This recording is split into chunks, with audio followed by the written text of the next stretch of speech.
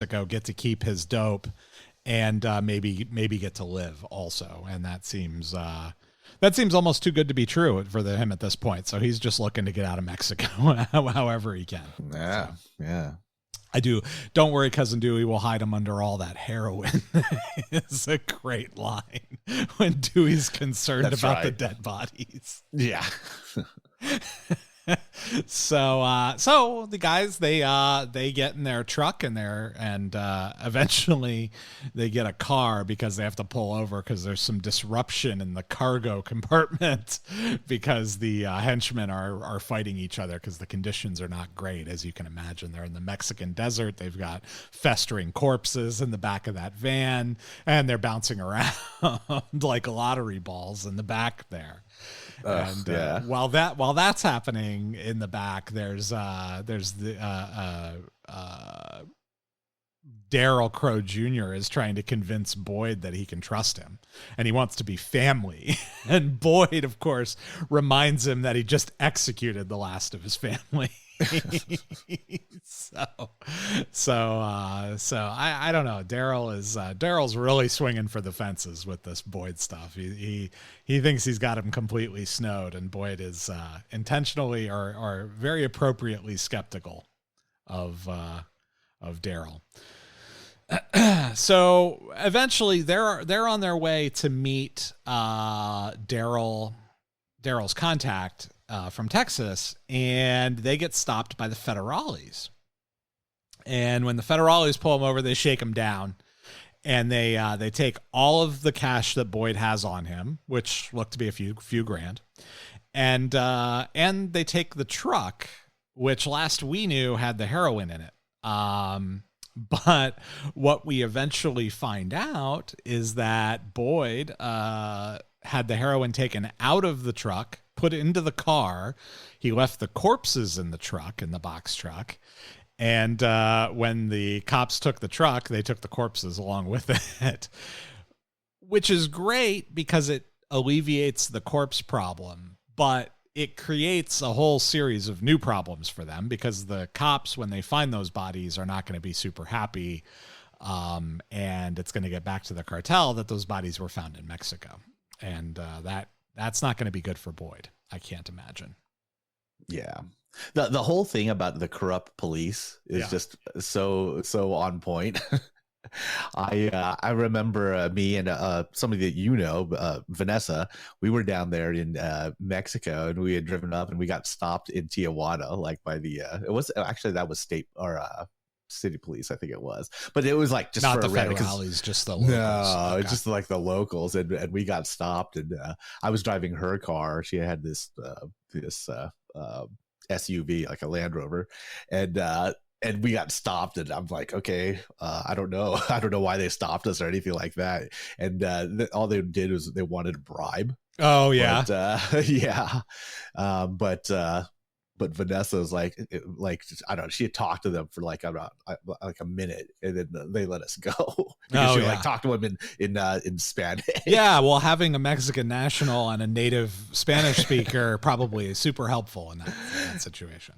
Yeah, but it definitely, when you get stopped in a foreign country by the police, it's just I mean, it's not like a felony stop, but it's pretty you don't want, it's not something that is pleasant, let's put it that way. No, absolutely not. I that's one of the reasons I don't go to places like Qatar or wherever, is because like I don't want to go somewhere where I can be arrested for doing something that I can do legally here, like chewing gum on the sidewalk or whatever. Like the last thing I want is to be shook down or to have something go awry in that process where you're being shaken down and you're trying to issue the bribe, but something goes awry with that, and then you're even more trouble. Yeah, exactly. Yeah. You give him $20 instead of $200, and he gets insulted, and then now you have an attempted bribery charge also. So yeah. Next thing you know, you're rotting in a prison somewhere, broke down for 13 years. Yeah, exactly, for some minor offense. So they all pile into this little shit box of a car that they have, and they drive for this taco stand that's in the middle of the desert for some reason, and they're celebrating at the taco stand. We find out that they left the bodies in the trunk, put the dope in the car. Daryl's friend shows up and agrees to transport the dope for one of the bricks. So out of 50 bricks, he gets one of them.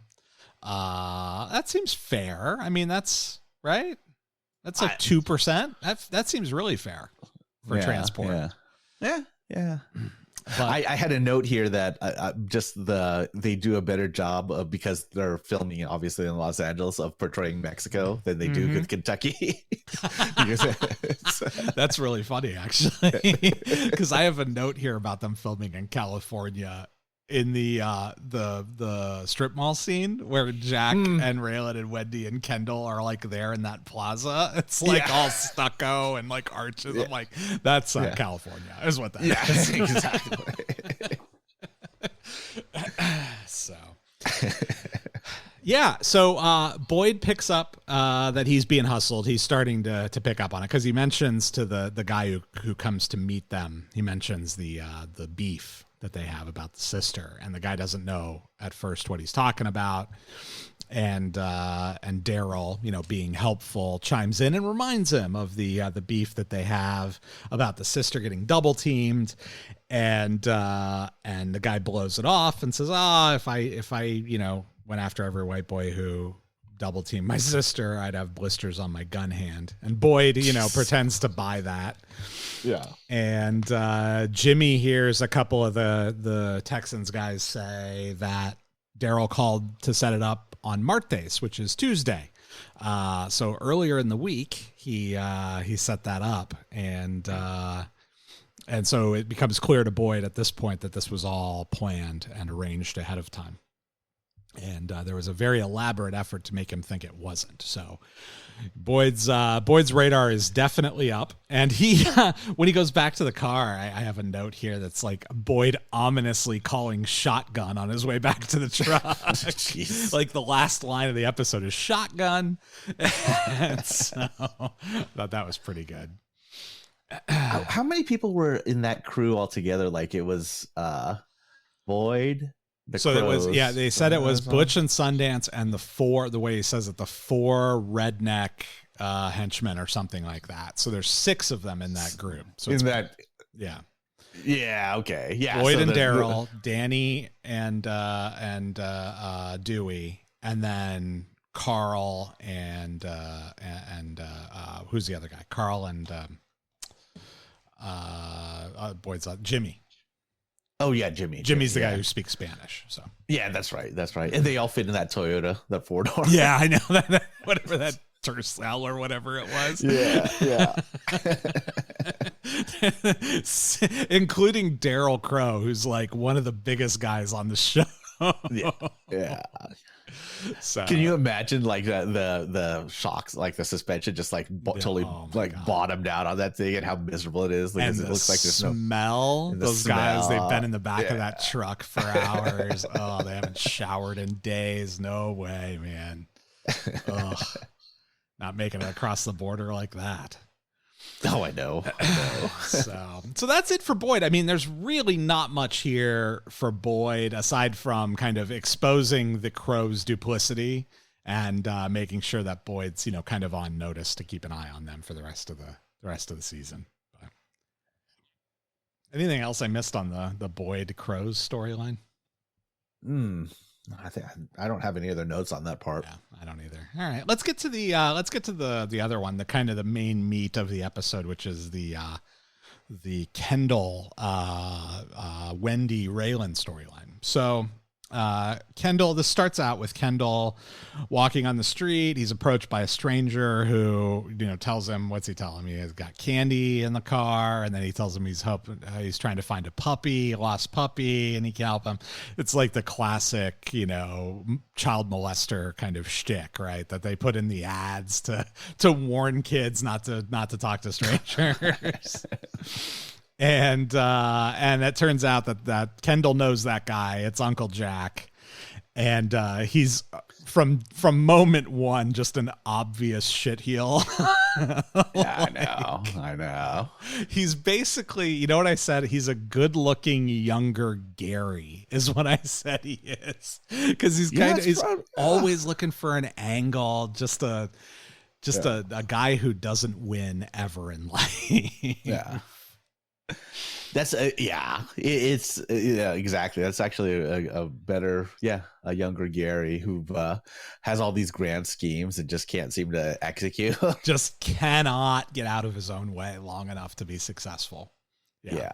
We actually, I have a clip because I think this is a great kind of, it encapsulates who Uncle Jack is. Surprised.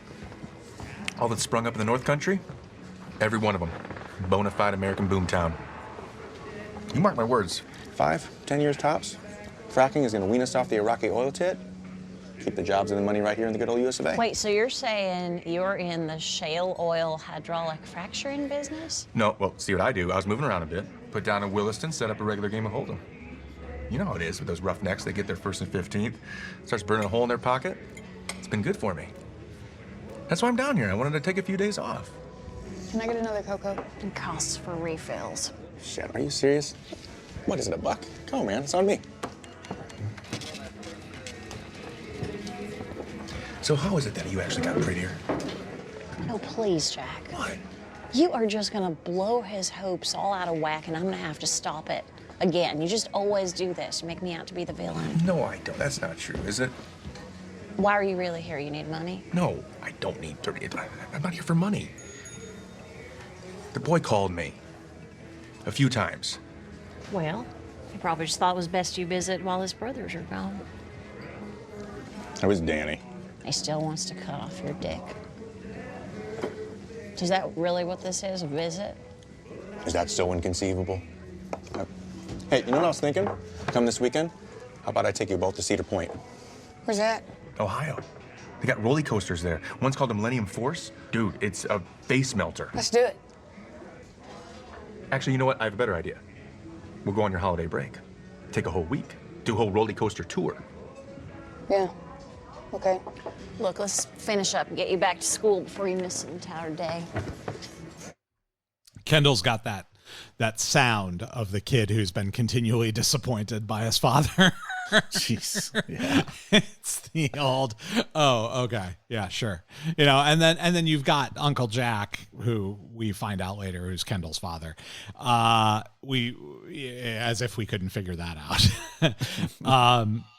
He, you know, starts making, let's go to Cedar Point and they have roller coasters and, you know, all this stuff. And then it's like, immediately scale back, immediately retract. And he does it again later when they're in the car together. They're like heading for Cedar Point or whatever. And he's like, let's go to Six Flags, Texas instead, because he's on the run. And we find out he's on the run because when Wendy excuses herself to the bathroom, and comes back to the table at that restaurant. When she gets back, Jack has absconded with Kendall, and she returns to Audrey's and finds Michael waiting for her, and he's clearly a hard case. He's looking for Jack, of course, and Wendy manages to play dumb long enough to sneak out the back, grab the shotgun, and uses the shotgun to put a couple holes in his car in the tire area before she speeds away in her BMW. And that was one of the first things I wanted to talk about with this storyline is Wendy Crowe drives a BMW. There's no way Wendy Crowe drives a BMW, right? Like, as a paralegal? Yeah, I mean, she's besides being a paralegal, she's a law student, also a paralegal. Her brothers are Danny and Daryl Crowe Jr. There's no way they wouldn't have fucked that car up by now, right? Like they would have sold it for parts or something. There's no, like what is it? Put liens on it or something like that. Cash out or whatever. Mortgaged it, like title loan, short-term title loan. Yeah, exactly. There's no way Wendy Crowe drives a BMW. That did not feel authentic to me at all. If it were any paralegal pretending to be a lawyer other than a Crow, I would be in 100% because that is dead on in that character, but not for white trash crows. No way. I mean, yeah, at that time that would have been probably like what a newer BMW, back then. Yeah, so it was a would have 3 been Series, so it's only a $40,000 car or whatever. I thought it was like a 5 Series, wasn't it?